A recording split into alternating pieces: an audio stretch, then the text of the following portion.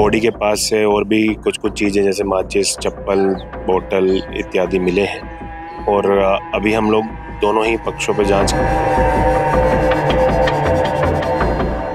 हालांकि ये हत्या है या आत्महत्या है, ये जांच का विषय है। लेकिन आत्महत्या होगी तो कोई युवक अपने आप को क्यों जलाएगा?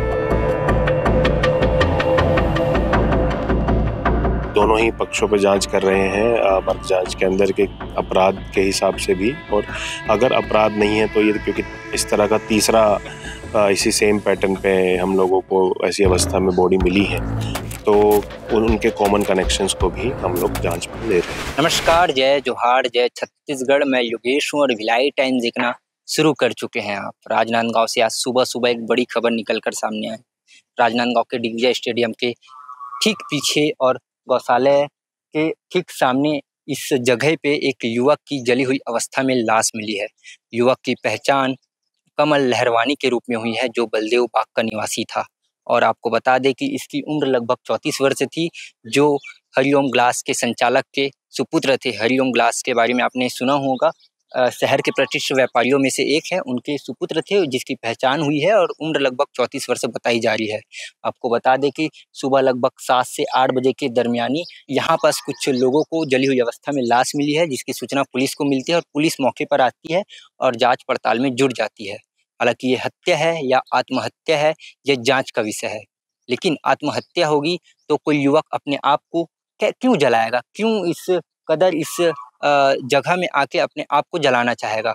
आपको बता दें कि आसपास जो है वो पानी की बोतल, माचिस के अलावा घड़ी सहित कुछ अन्य सामान भी पुलिस को प्राप्त हुए हैं। आसपास सीसीटीवी कैमरे भी लगे होंगे, उसमें पुलिस जो है वो जांच कर रही है। आखिर कमल लहरवानी आखिरी बार घर से क्या बताकर निकला है, इसकी जांच पुलिस कर रही है।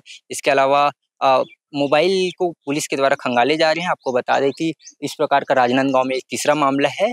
कुछ महीने पहले राजनांदगांव के फरहद चौक के पास अंश खंडेलवाल एक 18 वर्षीय युवक की जली हुई अवस्था में लाश मिली थी। उसके बाद इलाके में हड़कंप मच गई थी। उसके कुछ महीने बाद ही अभी खंडेलवाल की लाश जली हुई अवस्था में मिली थी रेलवे स्टेशन के बाद। अब ठीक इसी प्रकार का ये तीसरा मामला है, जब जली हुई अवस्था में एक युवक की लाश मिली है। नाम कमल लहरवानी बताया जा रहा है, लेकिन ये थोड़ा सा सोचने वाला विषय है कि साल भर के अंतर्गत इस प्रकार का मामला सामने आता है। और बड़ी बात यह है कि तीनों कंडीशन में जो जिनका शव बरामद हुआ है जली हुई अवस्था में, वो व्यापारी खानदान से ताल्लुक रखते थे, व्यापारी खानदान के ही है। तो ऐसे में जांच का विषय है कि इस बार हत्या है या आत्महत्या है। हालांकि पुलिस अभी तक स्पष्ट नहीं कर पाई है। कॉल डिटेल खंगाले जा रहे हैं। इस घर वालों से क्या कहकर वो यहाँ निकल कर सामने आया है, ये भी जांच का विषय है। हालांकि जांच में जुटी हुई है। ये हत्या है या आत्महत्या पुलिस जांच कर रही है। सीसीटीवी फुटेज खंगाले जा रही है, मोबाइल डिटेल्स खंगाले जा रही है। इसके अलावा परिवार से भी पूछताछ की जा रही है। आखिर कमल घर से कितने बजे निकला था,